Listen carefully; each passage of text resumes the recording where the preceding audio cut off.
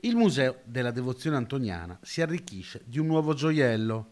È stata donata la sceneggiatura del film Antonio, Guerriero di Dio, la prima opera cinematografica interamente dedicata al santo del regista padovano Antonello Bellucco.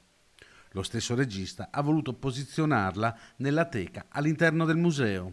Padre Mario del Messaggero di Sant'Antonio mi ha chiesto che gli sarebbe piaciuto inserirla in una teca all'interno del Museo Antoniano. Per me è stato così è una grande soddisfazione sapere di poterla far stare all'interno della casa di Antonio, che poi è la casa di Dio. E questo regalo, sì, è un regalo per lui, ma è un grande regalo anche per me.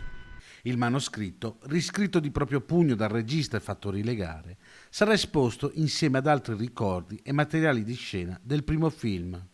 Un voto di devozione da parte del regista padovano. Diamo come veneranda arca, d'intesa con il Messaggero di Sant'Antonio e con il regista Antonello Bellucco, un segno di rinnovamento anche al Museo della Devozione Popolare, che è tutt'altro che un luogo di memoria dei semplici, ma è un luogo da visitare con attenzione per cogliere, attraverso i diversi manufatti esposti, il senso della percezione con cui Sant'Antonio è stato recepito nei diversi luoghi e nei diversi tempi, in questo caso nel linguaggio cinematografico.